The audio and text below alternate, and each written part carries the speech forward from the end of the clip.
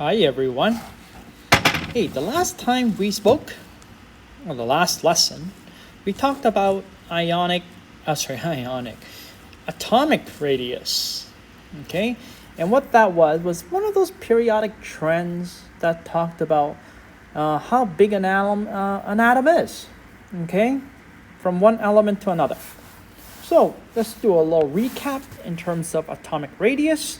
So we remember the fact that the atomic radius decreases as you move along the period. And the reason was that the nuclear charge was increasing. So when the nucleus and its proton is increasing, so that makes this nucleus a stronger nucleus towards the electrons. Okay? Since the energy level stays the same as you move across the periodic table, increasing the nuclear charge will tend to suck those electrons more inwards, hence making the atom smaller and smaller and smaller and smaller as you move along. Then we looked at the trend. What about going down the group? Well, by going down the group, the atom gets bigger and bigger and bigger. A couple of reasons why we figured out that you're adding more energy levels. Okay, that's a big one. At the same time, by adding more energy levels, the inner electrons is acting like a shield towards the valence electron. Okay? This shielding will decrease the nuclear charge effect towards the valence electron, therefore making the atom bigger. So that's atomic radius. Today, we're going to look at ionization energy. Okay, abbreviated by IE. Now you're going to see stuff like IE1, IE2, IE3. Now, what do they mean? They mean removing electrons in terms of the amount. The word ions obviously mean charged atom. An atom that don't have the same number of electrons and proton. Most likely in this case, you're losing electron. The question is, how easy are you to lose electron? Hence, ionization energy. Okay, so the definition here is that it is the energy required to remove electron from an atom. Okay? If it was easy, the energy will be low. If it was hard, the energy would be high. Now, what determines high and low, easy or hard? Well, it has something to do with stability then. Now, if you remember correctly, there are rules in terms of how stable an atom may be. Okay? We know for a fact that when the whole energy level are full, this atom is most likely as stable as it can be. Only noble gas can do that.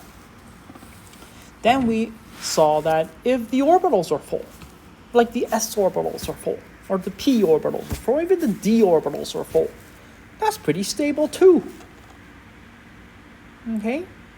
That's why those alkaline earth metal tends to be quite stable. And then you have this half full business where it is thermal stable, and that's a strange one. But that obviously is something that you already know. So if you remove electrons from an atom and it makes the atom stable, oh, trust me, it's going to be easy. If it's easy, very little energy is required. Now, if you're trying to remove electron from an atom that is already stable, like removing electrons from a noble gas, yikes, you better bring a lot of energy because these guys don't want to lose any electron. You try to remove some of their electron, oh my goodness. It's going to be hard. The energy is going to be high. Okay? Now, let's take a look at the overall trend.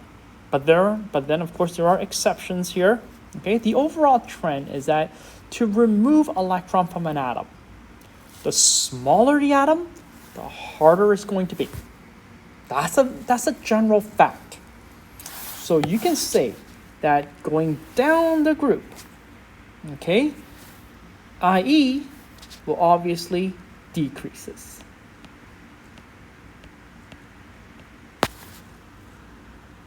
And the answer is very simple. As you move down the group, the atom gets bigger and bigger and bigger. Those electrons are less attracted to the nucleus, right? Therefore, if it's less attracted to the nucleus, it can be easily taken away. So if you look at something like francium as an example, it's such a big atom. We mentioned this is the biggest atom. That electron's on its valence shell, that one lonely electron on its valence shell, can be taken away so easily without effort. That's why francium doesn't exist for a long time. It's because it's so effortless to take away that electron. Francium says, you know what, that electron there, I don't want it. Take it away. Okay? Being the fact that there's so much shielding involved, so many energy level, and by taking it away, it makes them so much more stable. It's going to be very easy to do so. Whereas if you look at something like helium, my goodness, how hard would this be? He's already a noble gas. If anything, he doesn't want to take away any electron. He doesn't even want to add electron. Okay? Those electrons are so close to the nucleus, it's not even funny. And you're trying to disrupt a noble gas configuration? Well, you know what? Good luck. Why do you think we make air balloons out of these guys? It's because they're stable. They're harmless. Okay? Would you want little kids to be playing with air balloons that can be combustible? That's why we won't put hydrogen in there. We can easily pump hydrogen into balloons. Oh yeah, and it will still float. In fact, it might even float better. But we don't.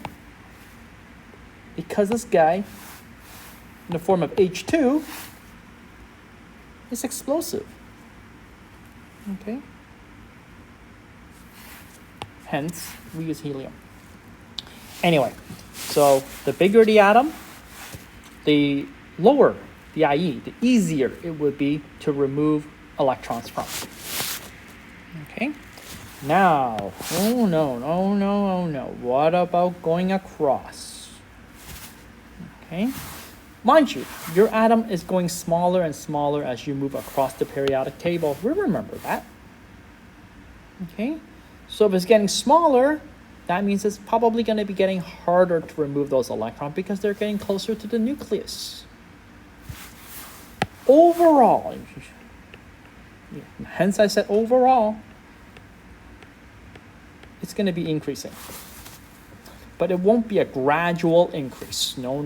It won't be a gradual increase. Because there are going to be points. There are going to be times where it goes increase, decrease. And then increase, decrease. And then increase some more. Okay? But overall, it will increase. Because if you think about it, taking electrons away from lithium, it's going to be easy, right? It's going to be simple. But if you're trying to take away electrons from fluorine, that's going to be hard. Fluorine doesn't want to lose electron. If anything, he wants to gain electron. Because when he gains electron, he looks like neon. Super stable. And we all know taking electrons away from neon is pretty much an impossible task, or bring a whole lot of energy, a whole bucket full. Okay? All right. So, as summary, okay, removing electrons is known as ionization energy. So, IE1 means remove one electron. IE2 means removing 2 electrons, and IE3 means removing 3 electrons. What determines how easy it is to remove an electron? Well, when you remove the electron and it becomes stable, it will be easy. If it's already stable and you're trying to remove their electron, it's going to be hard. All right? Sometimes it doesn't want to lose one electron. It might want to lose two, like NCIE2. Okay, because by removing two electrons, I become stable. Why wouldn't I want to do that? Okay. So the size of the atom, along with the stability, play a major role in terms of the amount of ionization energy. So let's take a look at a little chart right here. Okay, what I've done here is that I charted the group, the atoms, okay, the elements from hydrogen all the way to argon according to their ionization energy. Okay, first ionization energy, i.e. 1, removing just one electrons from them. Okay, and we understand that it decreases going down. So that's not surprising. So if you look at hydrogen versus lithium, okay, so here's hydrogen and here's lithium. See, it decreased. From lithium to sodium, it also decreased. Trust me, if I were to extend this graph to potassium, it would look like this. It will continue to decrease, because the general rule here is that as the atom gets bigger, there's more shielding involved, there's more energy level, the nuclear force is weaker towards its valence electron, so therefore removing the electron from the valence shell will be a piece of cake. I don't think they say words like piece of cake anymore. It's more like it's soft. Whatever. All right, as I said, going across the period, it increases. Overall, it increases, but it's not a gradual increase. So let's take a look at from hydrogen to helium. Yeah, that's right, it increases. No big deal, we know that. But let's take a look at from lithium to neon. Check this out. We're talking about this part of the graph. It's not a gradual increase, is it? It didn't go up like this. As I said, it went up, then it went down, and then went up, and then it went down, and then up again, and never looked back. Why? Well, this can only be explained using energy level diagrams and your knowledge regarding stability. So let's start with lithium. Okay, lithium is 1s2, 2s1. Okay, remember this graph is indicating first ionization energy, meaning that you're trying to remove just one electron. And for lithium, it's always, well, for everybody, it's always the one with and at the highest energy level.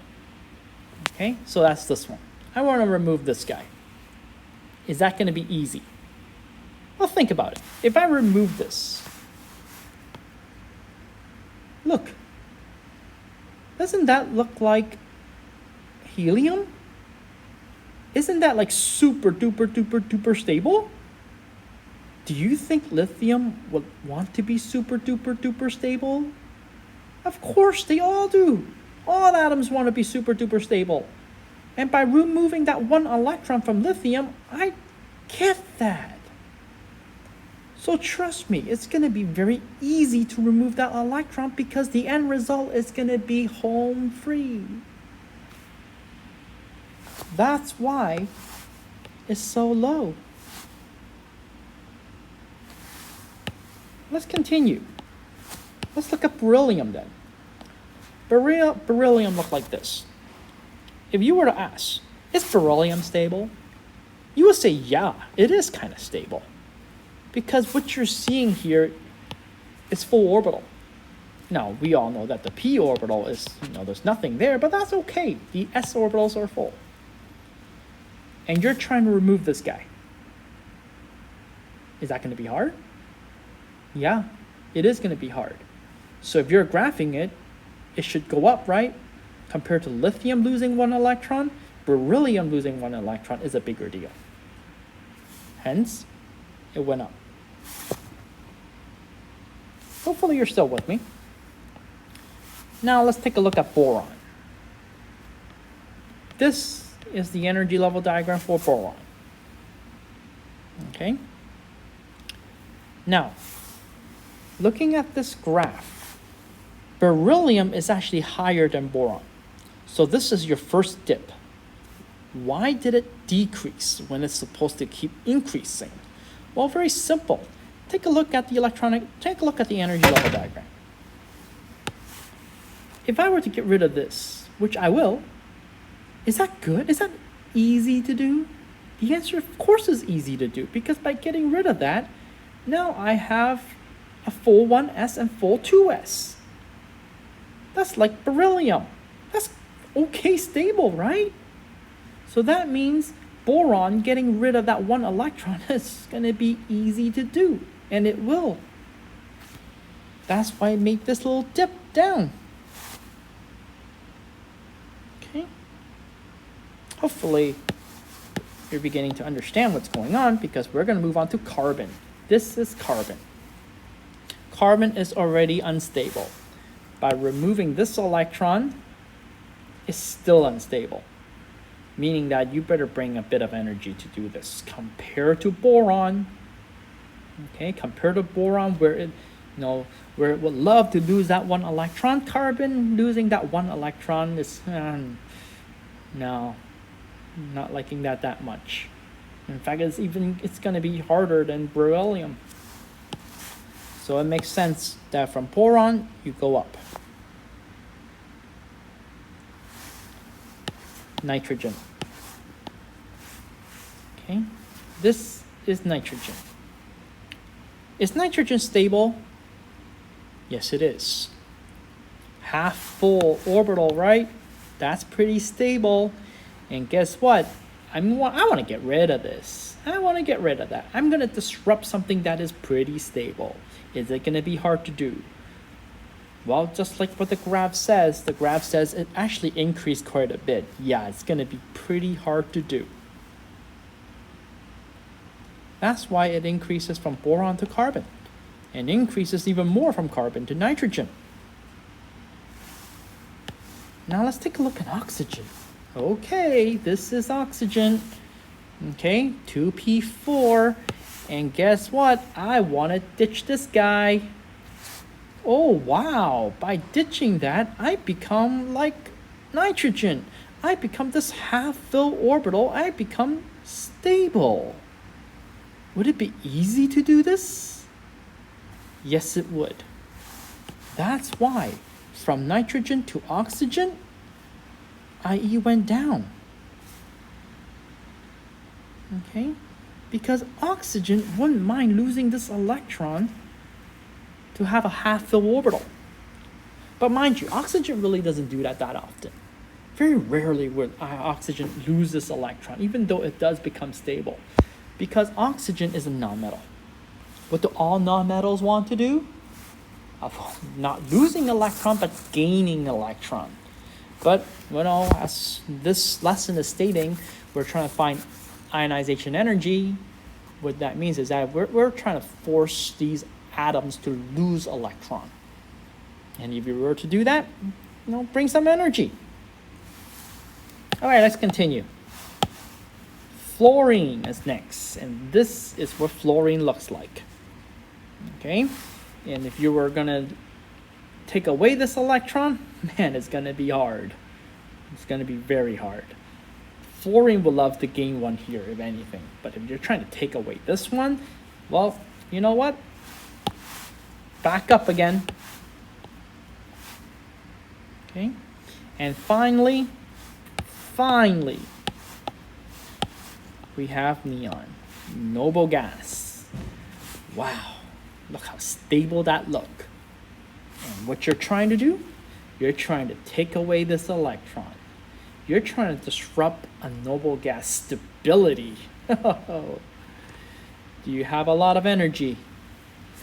Do you have around 2,100 kilojoules of energy? That's exactly what this is. Because if you don't, that's not happening. Okay? Trying to disrupt a noble gas? Well, I don't know. Now, if you were to go up, just a little review from what we learned 10 minutes ago. If you look at helium, helium is higher, okay, than neon. So we're looking at the comparison between these two. Okay, helium is still higher because helium is smaller. But I guess if you were to rank which atom is the highest, it would be helium. Second highest would be neon. Okay? Hopefully you kind of understand what's going on now.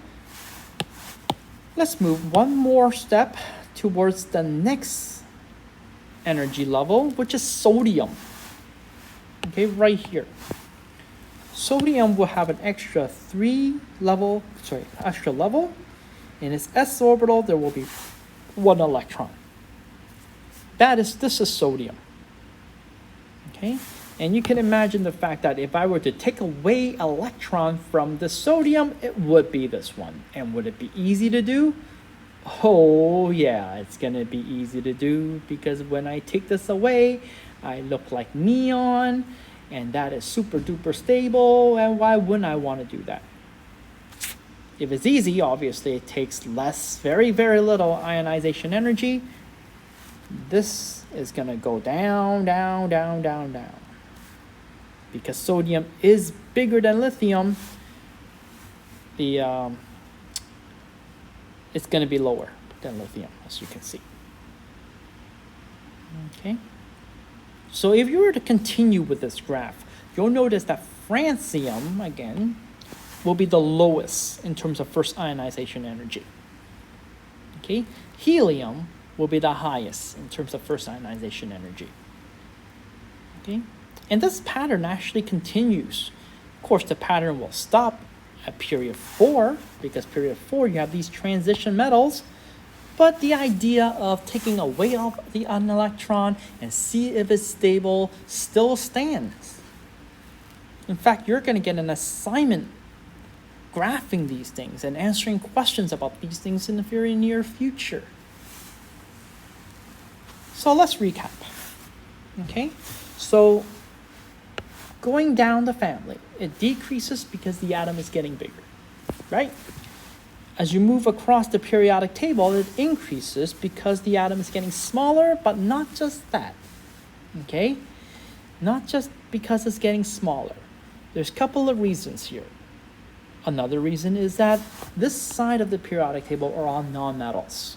Nonmetals just don't want to lose electron. They just don't. They want to gain electron to gain stability. So forcing them to lose electron requires a huge amount of energy. At the same time, it doesn't increase gradually, as you can see right here. It increase, decrease, increase, increase, decrease, increase, increase. Why? Because you have to check to see if I take away an electron, does it become stable? Because if it does, easy to do. That's why you have these dip over here. Okay? So hopefully you understood the nature of ionization energy. Okay? If I were to ask you a question, like maybe somewhere around here, would IE2 be high for Na? What would you say? Okay. Well, we know that IE1 means take away 1 electron, right? And we said take away 1 electron is going to be easy for Na. But what if I'm asking IE2? IE2 means take away 2 electron. So not only am I taking away this one, but I want to take away this one. Yikes. Is IE2 going to be high for Na? The answer is yeah. Why? Very simple. If you take away this, no big deal. Try to take away this, that's going to be a big deal, because this was actually pretty stable. Very stable. Not going to happen. So if anything, Na usually loses 1 electron, and it would be a very, very, very rare occurrence to lose 2. Okay? On contrary, if let's say I have magnesium in this case, magnesium look like this. Okay? Let's change the question here. Let's change the question. Would IE2 be high for magnesium? This is magnesium. Take away 2 electrons from magnesium? Okay, take away both of these, I guess. Wow, by taking away both of these, I look great. Full energy level. So the question is, would IE2 be high for Mg? Well, we all know the answer to that one. It would be, nah. It'll be low. Anyway, that is ionization energy. If there's any questions, don't be afraid to email me and ask me. All right, let's call it for today. Bye.